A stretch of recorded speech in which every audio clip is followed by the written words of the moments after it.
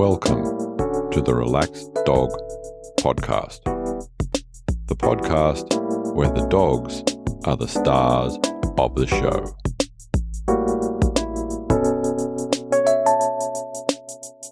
Welcome to episode 91 of the Relaxed Dog Podcast, sponsored by therelaxeddog.com. Thank you very much for finding this show. I am your host, Robert Ober, and I hope that you and your dog are well. Welcome to the new listeners, and welcome back if you've listened before. My guest this week is Martha Murphy, and she's going to be telling us all about Bert.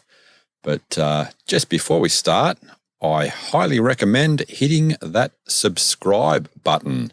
There are some really great stories on awesome dogs earlier on that you may have missed. And now in some doggy news, we go to the US, and Candy, the German Shepherd, went missing from her Los Angeles home. Candy, thankfully, was found.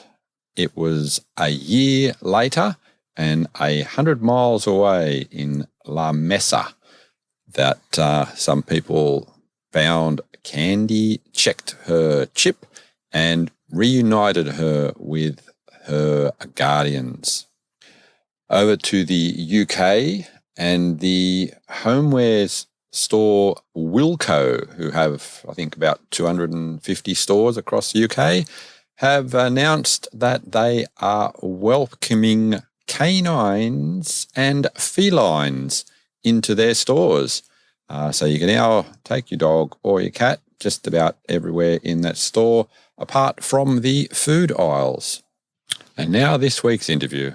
Welcome to the Relaxed Dog Podcast. My guest today is Martha Murphy. How are you? I am fine, Robert. Thank you for asking. And thanks for having me on your podcast. It is my pleasure. So whereabouts in the world are you? I am in Rhode Island, which is a state in the United States. It's on the northeast corner of the country. It's part of this region we call New England. It's a coastal state, known for its beaches, actually, and its boating. It's a famous place for people who love to sail. The America's Cup was held in Newport, Rhode Island for many, many, many years. Mm-hmm. And there's boat building here, and there's also commercial fishing here. So it's a very watery place. It's still a place with farms and farmland, and some woods, and then these areas along the coast that are quiet in the winter and where the population quadruples in the summer. It's not where I'm from, but I came here in college and went away and came back, and I do love it. It's a really pretty place to live. It sounds very, very nice. Yeah. And our subject for today is going to be who? Well, my dog, Bert, I've had a number of dogs, and I know I'm going to end up talking about each one of them at some point because I can't help it. That's fine. But Bert was a dog that I had for 18 years and 4 months. He got him as an 8-week-old. And he was my most recent dog. He went to dog heaven two years ago, approximately. And there will be another dog in my life that's not a neighbor's dog. I do have a wonderful set of friends that travel quite a bit, although they didn't during COVID. And when they're traveling, they leave their dog Jack with me. So I will get another dog. At the moment, I don't have one, but Bert was the last one, and he was, like all of them, spectacular. Yeah. I think we all feel that way about our dogs. Absolutely. And Bert was with us so long. 18 years and 4 months. Yeah, that's nice. He made quite an impression from day one. And yeah. You said day one. I'm going to ask you now to, like I asked all my guests, to take us back to just before you got Bert, and tell us the hows and the whys that happened. Yeah, well, my husband, who's not living at the moment, he's not living. My husband and I had always had dogs. We each had dogs as single adults. So when we met, we each had a dog. And when we married, we still had those dogs. And then when those dogs went to their next life, we got more dogs. We love dogs. And he had grown up in a family that loved German Shepherds. And those are big dogs. Mm-hmm. And I had grown up in a family that would go to what we called in those days the pound. And nowadays people call it the shelter or the animal rescue place. And so I grew up with a variety of wonderful mixed breed dogs. I just loved them all. And so we'd had at that point, when the last shepherd died, and they all lived to be quite old. They all lived to be over 12, which I guess is for a shepherd a good long life. Yeah, that's pretty good. And I said, he said, well, okay, it's, time to get another dog. And I said, of course it is, but why don't we just wait a while? We've got a lot of things going on in our life, and we're traveling a little bit because my dad was living overseas at the time. And I said, there's just, why don't we just give it a year and then figure out who's going to be our next dog. And he said, I really don't think we should do that. I think we should jump right in. And I also, Robert, I wanted a chance to grieve a little bit. When a dog leaves my life, I definitely grieve the way we do when we lose a human friend. So I wasn't ready to just fall in love with another dog, or I thought I wasn't, but I was wrong. And then what really surprised me, because I said, well, I guess we're going to head to the animal shelter, the rescue league. And he said, well, let's do that. But I want to tell you right now, I want the next dog to be a small breed. And which, for someone who loved German Shepherds, grew up with German Shepherds, had a German Shepherd when I met him, then we got another German Shepherd. I said, are you sure? We've never talked about this. And he said, I'm sure, because I want our next dog to be one that will fit in my lap for its whole life. And I said, oh, that is a really interesting thought. Yes, so we went to the shelter repeatedly. And every time we picked out a dog, we were told, oh, that dog is just waiting for its new family. This dog we should have put a little notice up. This dog is not available for adoption. Anyway, eventually, in the northern part of this state, there was a woman who raised horses, and she was breeding standard poodles and Jack Russell Terriers, kind of the two ends of the spectrum in terms of sizes of dogs. But he heard about her and went to visit her and took me there. And they are the cutest puppies in the world, the Jack Russell Terriers. I'd never seen those puppies. And then I read up on them eventually, and I'm rambling, so stop me when you would like, Robert. No. You keep going. she did say, well, I've been doing this quite a long time, and if you're interested in one of the puppies, you will have to put your name on the list, and then I'll let you know when there's a litter that you can consider. So that happened, and we went up to her farm, great big farm, and it was a litter of, I don't know, I'm just going to say seven puppies. So we met the mother, and she was a wonderful dog, and the father, and so on. And these puppies were all adorable. So Kevin said to me, well, let's just hang out with these puppies and see what their personalities are like. And my approach was, I said, well, let's just take this cute one with the big brown spot on his head. And he said, well, he said, they're all cute, but let's see who's got a personality that is one that will work well with us. Mm-hmm. So I thought, I've never, ever chosen a dog that way. It's probably very smart. So this woman said, yeah, hang out as long as you like. So we hung out. And there was one dog in this litter that was most interested in us compared to his litter mates. he kept coming over to us. He was staring right at us, and he was bright-eyed and affectionate. They all were, but this dog was clearly very interested in us. So I thought, oh, good, we found him. And then Kevin said, all right, well, let's head home and we'll come back again tomorrow. I said, this process is taking forever. And the woman said, that's fine. She said, I don't want you to make this decision quickly or lightly. So anyway, we went back, and this dog was delighted to see us, as if he'd known us a long time. Like, and where have you been? Yes, exactly. So we finally got to take him home. And that's how he came into our lives. And it had been quite some time since we'd had an 8-week-old dog in the house, but we were pretty prepared. It was a little bit of a refresher course, but that's how he came into our life. Oh, and nice. yes, he was small enough that he fit in my hand when we brought him home. And his mother had matured to 13 pounds, and his father had matured to 17 pounds.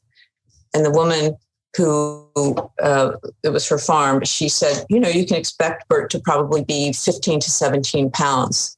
Well, that's a whole nother story, but he grew into almost the size of a beagle and was never overweight, never at all overweight, actually. And he weighed 23 pounds. So, wow. Yeah. Wow. People would look at him and say, he looks like a Jack Russell Terrier, but he's so big. But yeah, that's how we crossed paths with Bert. And it was a very, very lucky day. But absolutely, for everyone involved. Yeah. Oh, yeah. Can you remember what he was like in those very early puppy stages? Yes. He was quiet. He was a quiet dog, and he was very attentive. And when we had said to friends, we're getting another dog, and we're looking at Jack Russell Terriers. So Kevin is very interested in a Jack Russell Terrier. The almost automatic response was, oh, those dogs are little yappers. and I said, oh, well, I really don't know any Jack Russell Terriers, but, and then the other thing they would say besides those dogs are little yappers, which Bert was not, they'd say, oh, they're so high strung. They're always on edge, and they're wired. And, you two are different. You two are accustomed to, more mellow dogs, and, I don't know. So what he was like when he was young is what he was like as he grew into his mature self, Robert. He was a calm, happy, attentive dog. And at the time, it just so happened that the first 12 weeks we had Bert in our lives, my husband was on leave from his job for a surgery. It's not a huge deal surgery, but the recovery time was lengthy. So Bert spent 24 hours a day with Kevin. And when I was home from work, he was with both of us. But that, instead of leaving a young dog, and we crate trained our dogs. I think it made a tremendous difference. This dog was extremely relaxed. Bert was extremely relaxed in every aspect of life. When he would meet other people who were strangers, when he would meet other dogs, when we would take a trip and take him with us, he had this wonderful, calm, relaxed, wide open, what's next? This is wonderful attitude that I must say not all of our other dogs had. And I do think it was those first 12 weeks of basically bonding with Kevin the way he would have perhaps with his mother. I mean, he loved us both as much as a dog can love anybody, which seems boundless. But he and Kevin were one. And I think that is part of how his personality developed. Although I do think, like children. Dogs are influenced by their household, but they are also their own unique self, their own unique persona. And that was this guy. He just was not a wired, high-strung dog, not high-strung at all, very energetic, but in a lovely way. And he only barked when it was helpful. He would bark when there was someone at the door. Or if he saw a squirrel, of course, that was, any dog understands you have to alert people to a squirrel in the neighborhood, no matter how far away they are. That's right. Yeah, he had a really friendly, loving, exceptionally fabulous personality. Oh, sounds excellent. So from what you're saying, I'm guessing there were no sort of like initial dramas or anything like that when he was introduced into the house? No. We had a place for him. We had a crate for him right in our bedroom, and we put it right up on our bed as we were training him and, waking up in the night to take him out and so on. So he was a little, the first night was the only night he did a little crying. And I'm positive he was missing he thought, well, this has been a fun day, but when do I go back to my buddies, my brothers and sisters and mom? But it was one night only. And then after that, he was fine. But Robert, I want to tell you the story of how he was named, if you'd like to know. Yes, absolutely. I always love finding out what a dog's name is right away when I meet a dog. And there's such a variety of names. And I like to know how someone chose the name and so on. So we preferred to name our dogs after someone we knew, for the most part. That wasn't always the case. And anyway, with Bert, this sounds so odd, and I thought it was odd. Here we were with this wonderful new dog, beautiful young boy, and we didn't have a name in mind. And because Kevin had been the one behind this choice, I said, well, what do you want to name him? And he said, I really don't know. I said, well, we better figure this out because it's important. Dogs need names. And anyway, neither one of us came up with anything for the first few days. And it was right around the time a movie had come out called Life is Beautiful. And that was written and directed by Roberto Benigni, who's an Italian film director. Mm-hmm. And Roberto Benigni actually took the lead role in that movie that he wrote. And he won an Academy Award for that movie. And I still remember the ceremony. The award was given to him by Sophia Loren. And when his name was called, he leapt up and stepped across the back of all the seats in the theater until he got to the stage. He didn't jump into the aisle and walk up the way a normal human being does. He was an unusual man. Mm-hmm. But we had seen that movie and we loved that movie. And I also loved the way Sophia Loren said Roberto Benigni. And it was really a pretty Italian name. And my father's name was Robert. And that's another reason to like the name. So anyway, I said to Kevin one morning, while he and Bert and I were all sitting around having coffee, except Bert was not having coffee. And I said, how about Roberto Benigni? And he said, that's great, but that's a long name. I said, well, we'll just call him Berto. Anyway, so that's the name that he was happy with, I was happy with. And then that same week, we were visiting Kevin's parents, and Kevin's father was very fond of dogs. And once we told him what the name was, he said, oh, hey, Bert.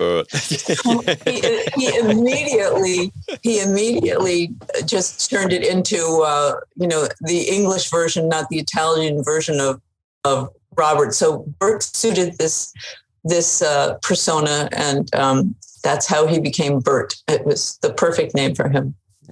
Nice. So did he ever still go by his more formal name, or it was just, no, it's just Bert from now on?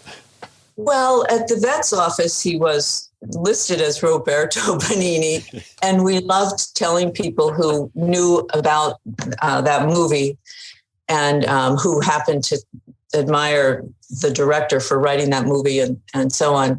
They would get a kick out of it.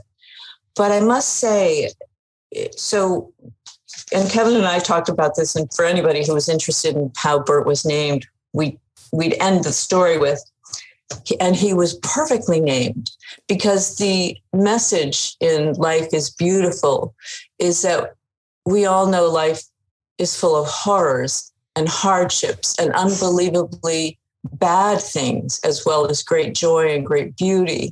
But what Roberto Benigni was saying, and he said in an interview later, this was based on his father and what his father had gone through in World War II. He had been interned for a while. Is that his father had taught them all, no, stop crying as I tell you these stories, because life is beautiful. And we said, Bert is this creature who every single morning opens his eyes and we all would head outside first thing in the morning, and he would pause as we'd open the door and he'd look out as if he had never, ever seen the world before, with this joy of, oh my gosh, it's another day. Yeah. It's beautiful. It's wonderful. Hooray, let's go. And I mean, it was exceptional.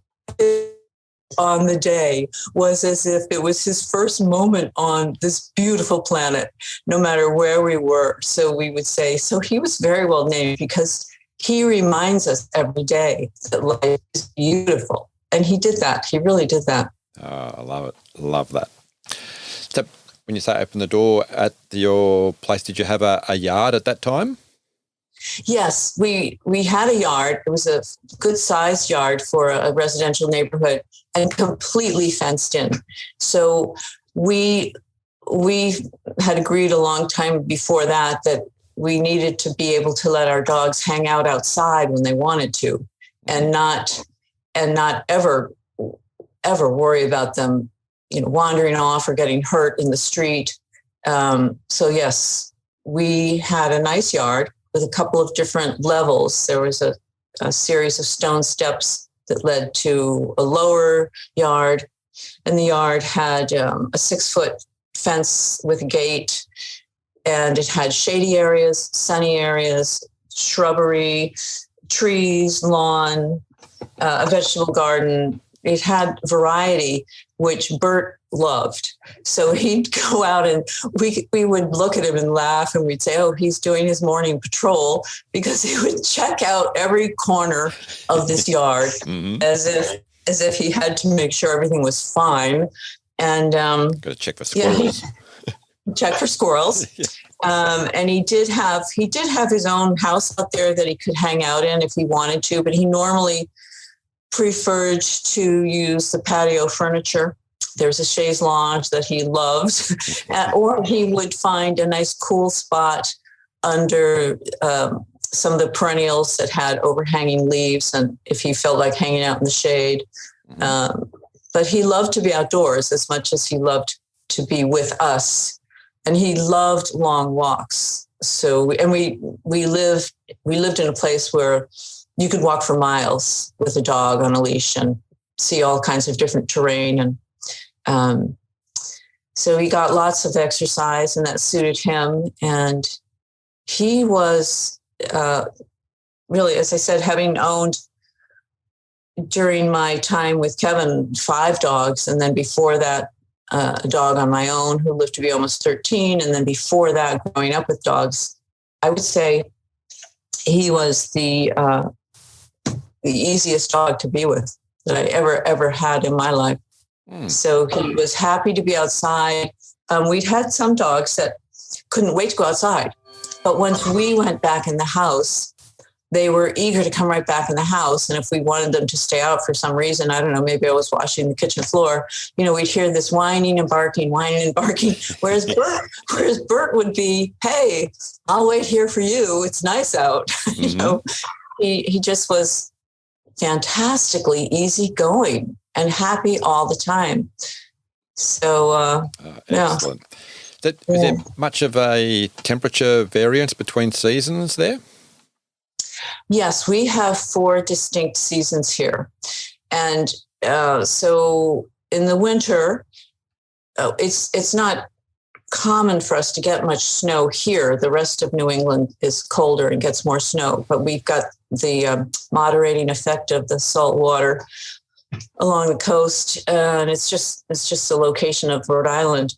But winter is freezing, and summer, a very hot day in the summer. This is all Fahrenheit. Would be maybe 80 degrees. If it gets in the 80s, everyone is flocking to the beach to get into the ocean to cool down. And then spring is a nice moderate season. Fall is a nice moderate season, but they're very distinct. The trees that are the deciduous trees, the leaves turn yellow and orange and red and fall off and so on.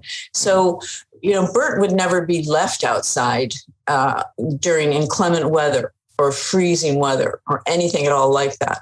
But I have some great photographs of when we would get a big snowstorm. It would be so unusual. We'd go outside and take pictures of it.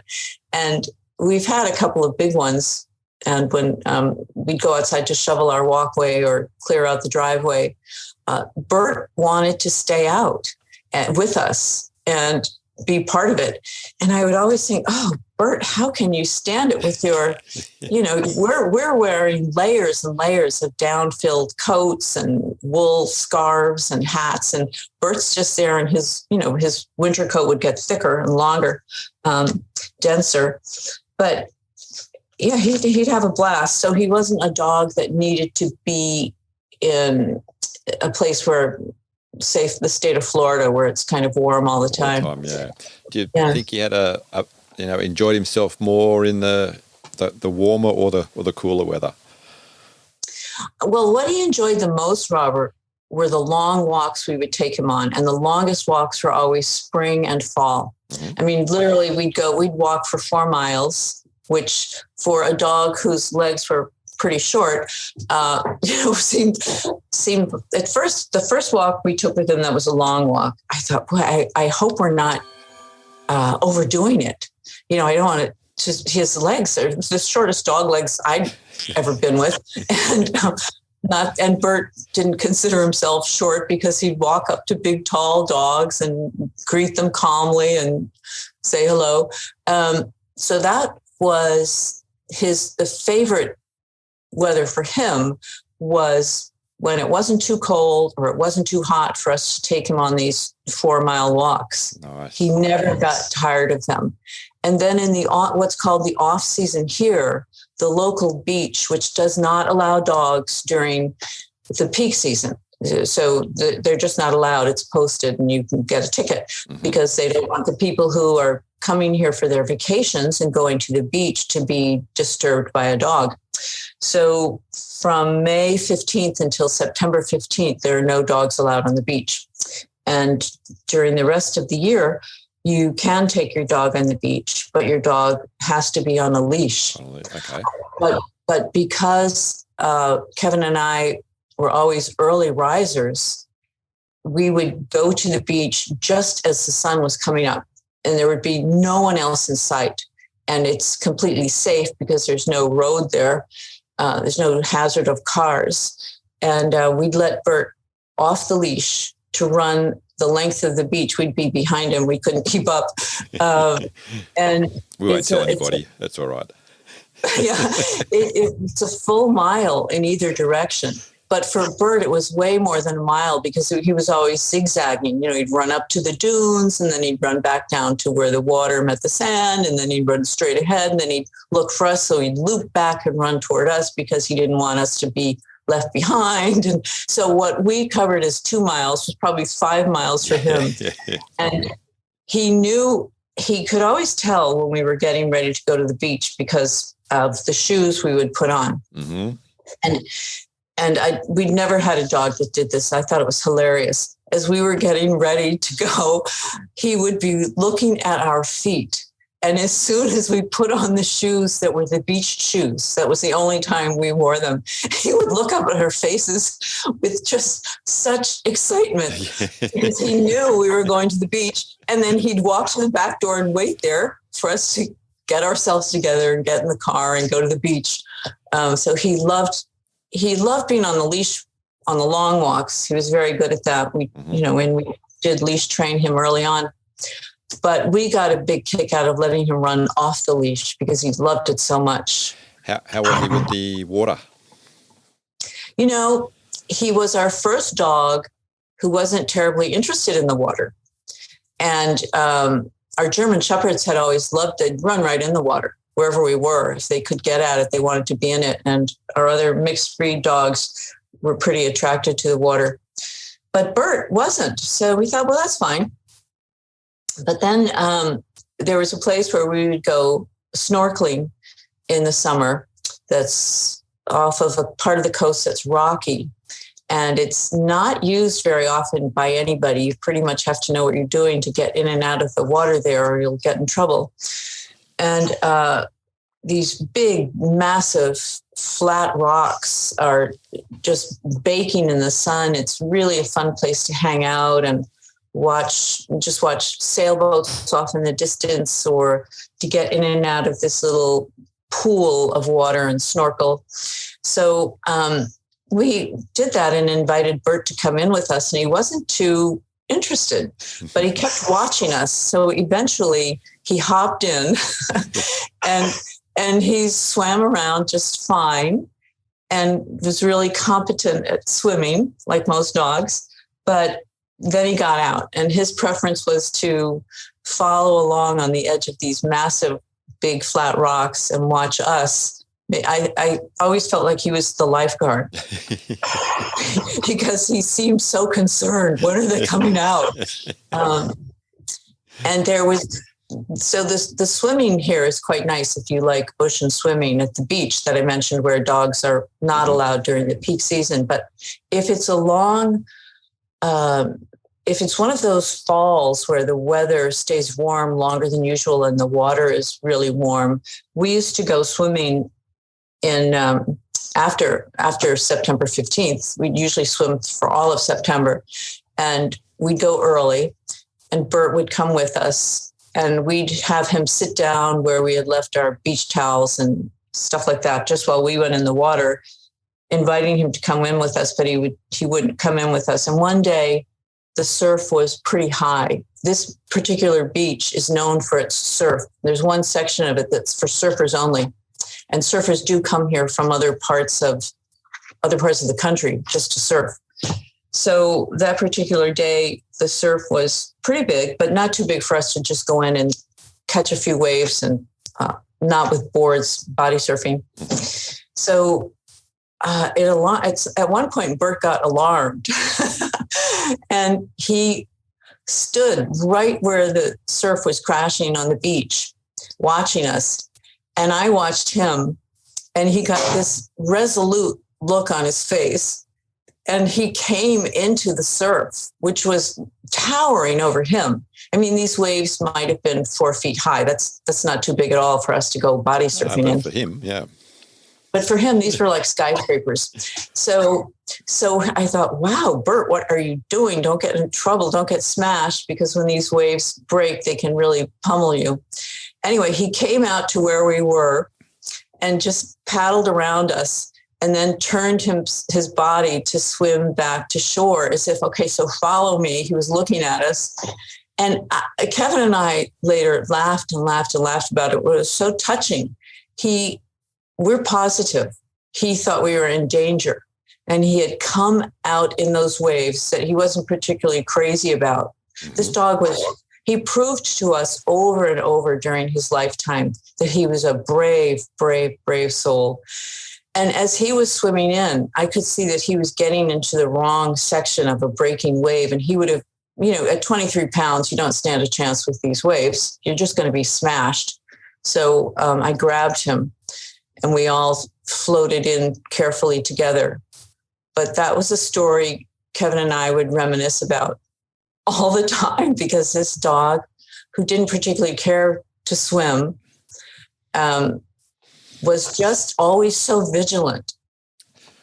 So he did save you. He did. Who knows what would have happened if you didn't go in at that time? We thanked him. So yeah, although he was our only dog who loved it, he tolerated it quite well, being bathed in the bathtub. So that kind of water he liked. It was warm, and there was a spray wand, and it was a nice rub down. But okay, so he enjoyed a bit of pampering. Yes. What about nail maintenance? So we had a great vet who showed us how to clip Bert's nails, and he didn't particularly like that. And I wasn't good at it, but Kevin was. So yeah, we would take care of that, and he would tolerate it, and was always really glad when that was over. And then eventually we got to a point where we found a groomer we really liked, and Bert was crazy about her. And he would almost leap out of the car before the door was open to get in to see Allison, the groomer. And just was crazy about her. So she did a great job with his nails and anything else that needed being done. And he'd get to hang out for half a day with her and a few other dogs at her place. So nice. Did he ever have any sort of like interactions with any other species on the beach? Well, he was interested in watching the birds, and he would approach them, but he'd get just a few feet away and they'd all take off. But that would be it. There would be other dogs that he would meet on the beach, but as far as other creatures, really, it would just be birds. And he was interested in everything, so he'd watch them. He just really was not aggressive with anything. He was interested in everything. The only thing he was aggressive with, but of course he didn't stand a chance of catching a squirrel, would be a squirrel. So if he would see a squirrel in our yard, the squirrel would hang out on the trunk of a tree low enough for Bert to, grab him, just kind of taunting Bert. And then as Bert raced toward the tree, the squirrel would just laugh and run up the tree, and that would be that. But otherwise, Bert would meet other creatures in our yard, rabbits, groundhogs, hedgehogs, and just be interested in them, thinking, oh, look, someone else is here, or let's see who it is. I had a vegetable garden with a little fence around it, but Mr. Hedgehog, I'm pretty sure it was a hedgehog, figured out how to get in and eat the Brussels sprouts were his favorite thing, but he'd eat other things. And I remember thinking, oh, Bert must not have noticed him. He's going to see him and scare him off. So I was out in the yard one afternoon. I wasn't in the vegetable garden. And I looked over, and there was Mr. Hedgehog. And I said, Bert, go get him. And I knew all he would do would be maybe walk over there, and I was hoping he'd bark, and that would be that. But Bert just walked over there fascinated. No barking, just, hey, how are you doing? So he did the same thing with rabbits in the yard. Hey, bunny. So yeah, he was always happy to meet another living thing. We did have a stone wall where harmless snakes, probably garter snakes, lived. And I remember him discovering them and thinking he could play with them. And he picked one up. And by the time he put it down, it was dead. But he didn't pick it up to kill it. And then when he set it down and it had stopped moving, he kept kind of nudging it gently with his nose, like, all right, come on, let's go. So that was him, Mr. He's very, very sweet. I suppose just there, leading into that, did you have any like favourite toys and things like that? And did any sort of like go from that he had for a long time? When we first brought him home, the woman who had raised him for those first 8 weeks gave us it looked like a little lamb, a tiny, tiny lamb. And she said, he'll like this. It keeps him company in his little bed. And it had a squeaky a squeaky mechanism within it so that if he bit down on it, it would squeak. And she said, he'll love this. So we did bring that home with him. And that was his first toy and his only toy. And he was very gentle with it until some time had gone by. He was still a young dog. He was still a puppy. When he started, I'm sure it was an instinct, a Jack Russell instinct. He started, he'd pick it up, he'd bite on it hard until it squeaked. And then he would stand still and shake his head like he had a very strong neck, really powerful neck. He would shake it the way he'd be shaking a rat to death or something. And then eventually we noticed the little lamb was coming to pieces. So we did, and we got rid of that. And we got him a couple of other things that he wasn't very interested in.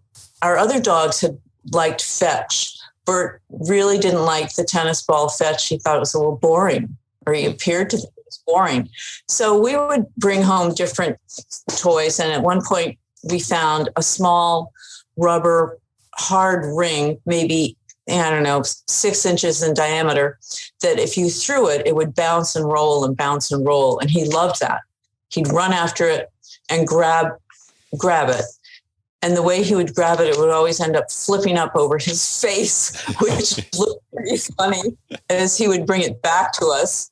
So he did like that toy, and that lasted for a long time. And at the same store, we went back and they had a round ball, a little smaller than a tennis ball, that was covered with these little rubbery studs. It looked like sort of a meteorite or something. And he loved that. And he didn't care if we threw it or not.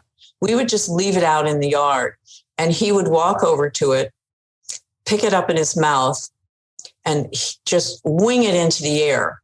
And then it would land somewhere and bounce. And he would look at it with this look. It was hilarious. He would look at it as if he was stunned that it had a life of its own.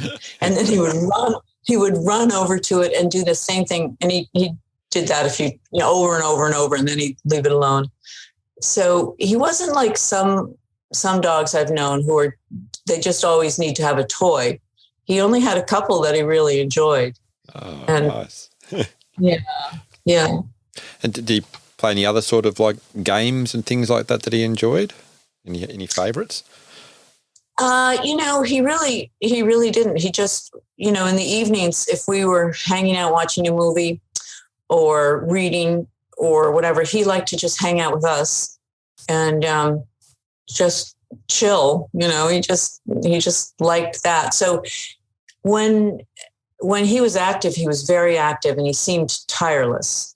But when we were chilling out, he would too. Or if we had friends over and we were all hanging out in the living room, he would just find a place to settle down and be part of the evening.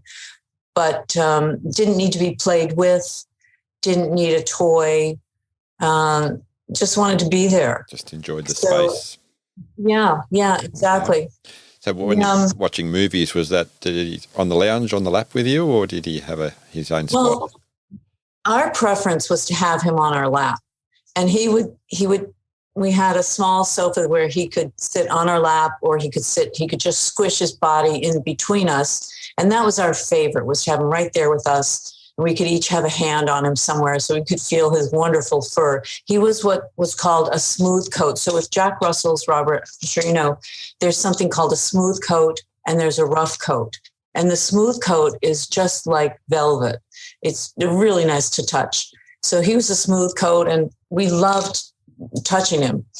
But he actually preferred to be on the carpet at the foot of this little sofa. So he would tolerate it for as long as he possibly could. And then he would just quietly hop down and make himself comfortable on the carpet, which we thought was pretty funny because usually we always thought, dogs want to be up on the furniture and that's where they want to be. And he wasn't like that. I mean, he liked it for a little while, but then it was like, this is too much. You're smothering me. I need some air. Even in bed at night, he had his own bed in our bedroom right next to our bed. And it was a nice little bed. But, you know, it was fun to have him up on our bed with us. And he would eventually look at us like, well, this is enough. And then he would hop down and get into his bed. Okay, yep. I was going to circle back to that. Yeah, which was, you know, a little bit different from the other dogs that I've known. They were just like, no, we're up there and this is where I'm staying all night. Yes, or maybe actually this is my bed and you're allowed to get in it. Yes. And with the German Shepherd, you know, they're pretty big. And it's like, well, you know what? You could move to the foot of the bed. You're hogging the whole bed. So, and Kevin and I both did this. If I would wake up in the middle of the night, troubled about something, who knows what, and I wasn't able to fall back asleep, eventually I'd get up, walk over to Bert's little bed at the foot of the bed, and he'd be sound asleep. He was a good sleeper. And I'd scoop him up, and he only weighed 23 pounds, as I said, and he wouldn't even wake up. And I'd bring him into the bed, put him right next to me, and I'd put one hand on that beautiful velvety fur, and I would immediately calm down. Whatever I'd been fretting over just melted away. Mm-hmm. And I think, oh, if I'm really still, he's going to stay here all night. But no matter how still I was, eventually, and it wouldn't take long, within a few minutes, he would wake up, he'd look a little startled, and then he'd jump right back down to his bed. But by then, you know, I was not fretting anymore, and it was fine. Worked his magic already. Yes. And, you know, I don't know if you can hear it in my voice, but this dog just made us laugh. And that little habit of his of, you know, all right, I'll stay up on the bed with you two for a little while, but all right, this is enough. I'm leaving. It just for some reason was so different from what we were accustomed to. He made us laugh all the time. Do you have any other sort of quirky habits? You know, I don't know if I thought it was quirky, but his first girlfriend was this big black Labrador retriever. I guess it's the full name, a Labrador retriever, who was so much taller than he was. He could walk underneath her belly. But they were in love. And she lived on a farm that we could walk to. It was about 2 miles from our house. And in the springtime, especially, that was a nice walk. And as soon as he met her, it was just love at first sight, even though she towered over him, which we thought was pretty funny.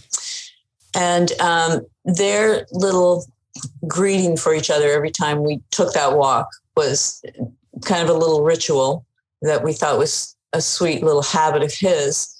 And then this farm raised sheep. So the sheep were in fields with walls, but they must have been moving the sheep because we were on a walk. We got there, it was in the morning, and one of the ewes, you know, a great big ewe, was not in a field. And she was on this crossing the dirt driveway path that we were on as we headed toward another field. And she was a great big animal. And she looked pretty fierce. And so she just stopped. I'm glad it wasn't a ram. She just stopped and had a very aggressive pose in front of Bert. And I thought, oh, you know, Bert's going to turn to us or be frightened, or he's going to react to this. And he just stood his ground and stared at her, and the hair on the back of his didn't go up at all the way dogs do when they're fearful or angry. And, you know, just a very friendly posture, and then slowly took a few steps toward her, and she let him get pretty close before she turned around and trotted away. But these little ways of meeting a new creature, human or otherwise, that was a habit of his that we really liked. You know, we could always depend on him to be so polite and friendly and calm. That's excellent. Yeah, I'm trying to think if he had any other habits that would be of interest or funny stories, but, well, this was actually a habit. So Bert, of course, would see the vet every year for a checkup and various shots and boosters and so on. Or, if we were concerned about something we'd found on him, we'd take him to the vet. Mm-hmm. And our vet, Peter Roy, who is a wonderful, wonderful guy, was part of a bigger group of veterinarians. He and Bert just bonded from the very first visit. And so Bert would be in the back of the car as we'd be driving to the vet. And he always knew he knew the route. And we'd be about 1 block away from the vet's office, from Peter Roy's office. And Bert would start the joy whimpering that dogs do, just the same joy whimpering he would do as we approached the parking lot at the beach if we were driving, walking to the beach. And then as we would get him out of the car, he'd be on his leash. And he never tugged on the leash. He was very good on a leash. This is the only time he tugged on the leash to go into the building where Peter Roy was. And there were other vets there. So we would see other dogs and their families coming and going. And the image was always of the dog, reluctantly being hauled into the vet's office. Yes. At the other end of the leash, and maybe crying, or even some of them were growling and some of them barking. And Bert was the one who couldn't get in the building fast enough to see Peter Roy. And all of our dogs were cared for at that same office. And none of them had a bad experience, but none of them liked going there. It was a big ordeal with the other dogs, always a big ordeal. And with Bert, it was hilarious. He was the only dog eager to go in to see the vet. Yeah, I love it. Yeah. With Bert's sort of general health, did he ever have to make any sort of emergency visits to the vet? Well, there was one time when he had tried to jump. So a friend of ours who had a pickup truck had stopped by, and the tailgate was down for some reason, and Bert liked to jump, and he was a good jumper. I guess that's another quality or characteristic of a Jack Russell Terrier. They can really leap high heights. So he tried to leap into the back of this truck. It must have somehow looked interesting. And he didn't quite make it. And I noticed that he was limping when he got up from his little tumble. So we thought, well, he's still walking, so we're not going to rush to the vet. But within a couple of days, I said, this limp shouldn't be here. Let's take him in. And he was examined, x-rayed, and so on. But it wasn't an emergency. And Peter Roy told us what to do. And he said, if this were a severe injury, we could do some surgery. It's really just going to mean you're going to need to limit his activity for a little while. And it was going to heal up. I don't remember, Robert, if it was, a tendon or a ligament or something or other that was pretty badly strained. But no, unlike our other dogs, one of our dogs made so many emergency visits to the vet that he said, why don't we just name a room after her? Because you hear all the time. He's always getting into trouble. Bert didn't have any emergencies, and he had really good health. Yeah, that's good. And a very long life. A question I asked all my guests is to complete the sentence. I can't believe my dog ate. Oh, that's a good one, Robert. And I did hear this and when I listened to some of your other guests. Well, I can't believe what he didn't eat, actually. But that's because also of the way we raised him. We didn't want him to be hanging around the dinner table begging. And he didn't. And sometimes we'd have friends visit who must have thought it would be fun to just take something off their plate and hold it down for Bert to take. And Bert just, for the most part, I'm sure there were a couple of exceptions. For the most part, he would just remain. Usually he had beds all over the house, so he'd remain in his bed just watching, or he'd be on the floor under the table by Kevin's feet, and he'd just stay there. So that would surprise him. And that's certainly good when you don't have a dog that picks up sort of like anything and just eats it. So no judgment there. Yes, exactly. Although when he was a younger dog, he had a habit when we were walking that he eventually got rid of that habit. And this is a clean area and so on, but there are occasions where people throw things out their windows, obviously. And if we were walking down a sidewalk with Bert on his leash, he's pretty young now. He's maybe a year old, we'll say.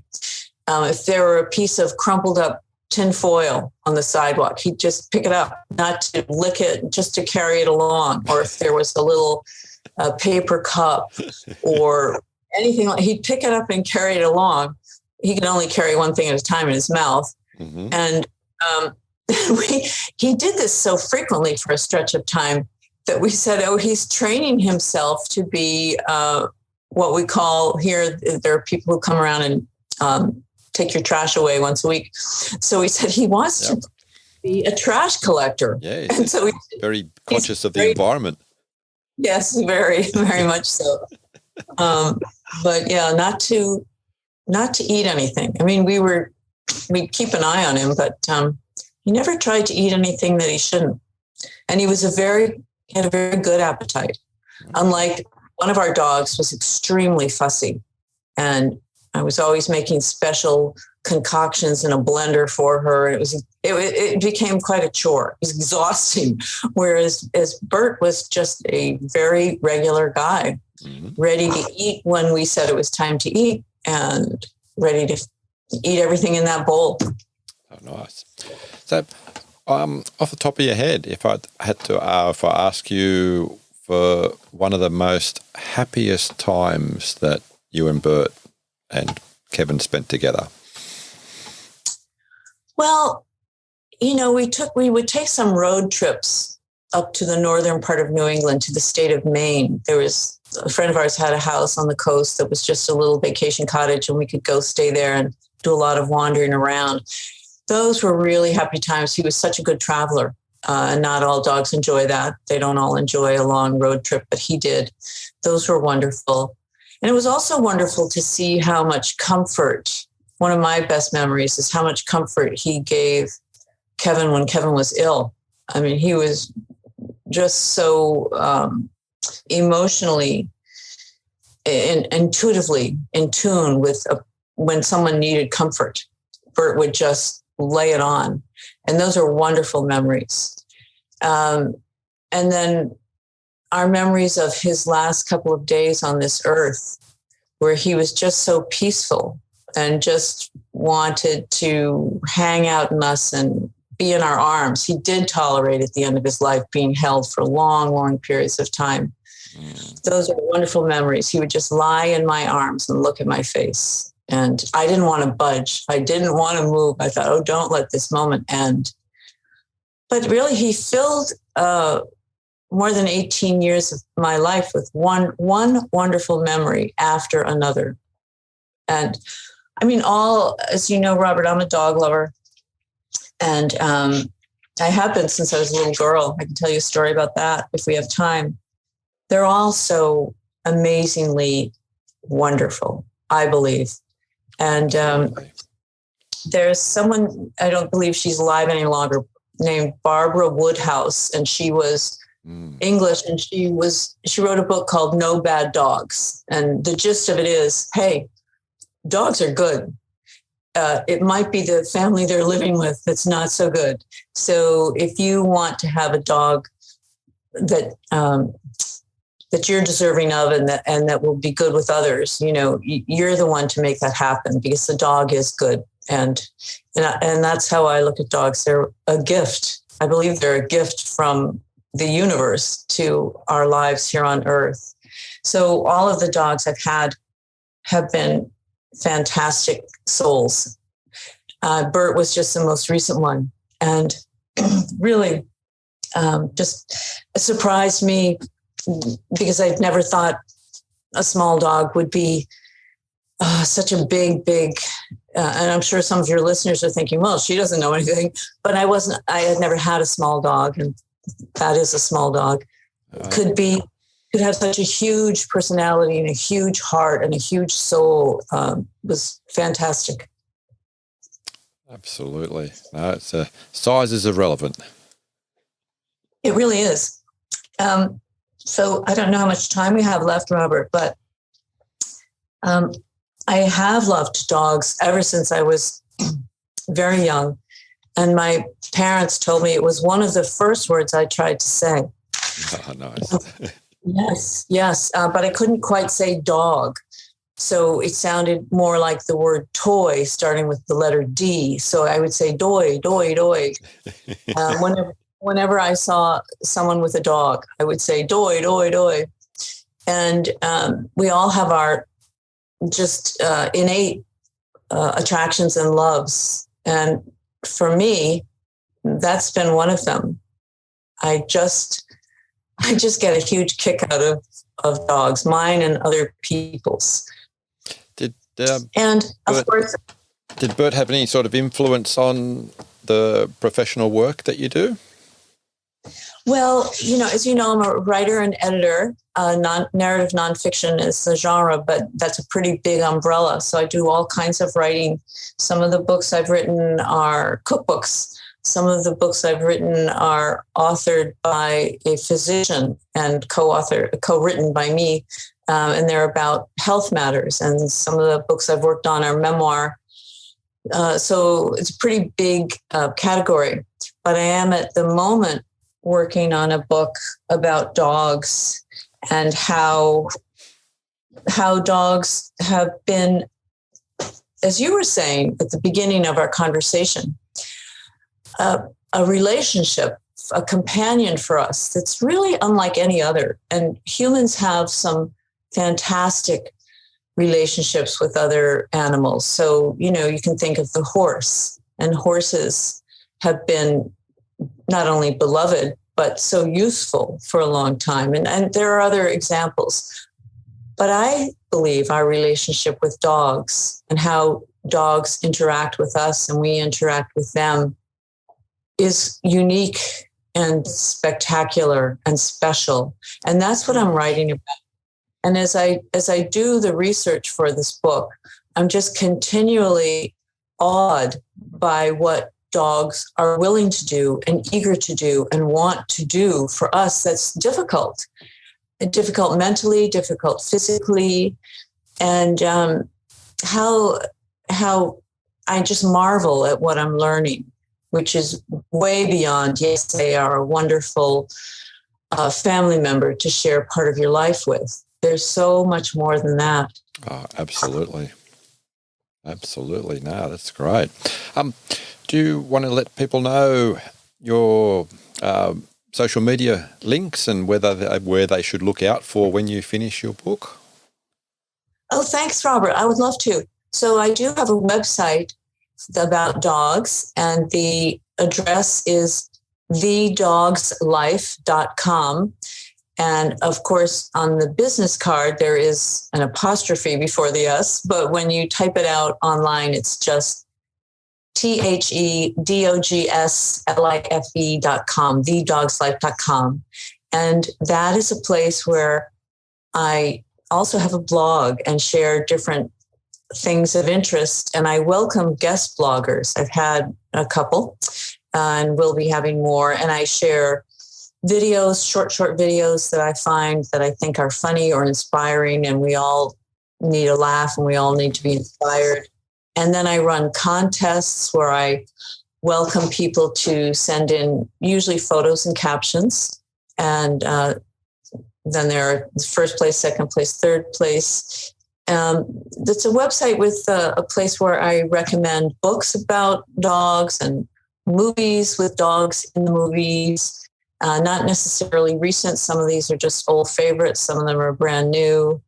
And it's a place for all things dog. And it's a place for anybody who has a dog in their life and loves dogs, or somebody who doesn't have a dog in their life and maybe wants to but can't because they live in an apartment building where they're not allowed. It's just for all of us dog lovers to have a laugh, learn something new, and then participate by entering a contest or contacting me. There's a way to contact me with a guest blog idea.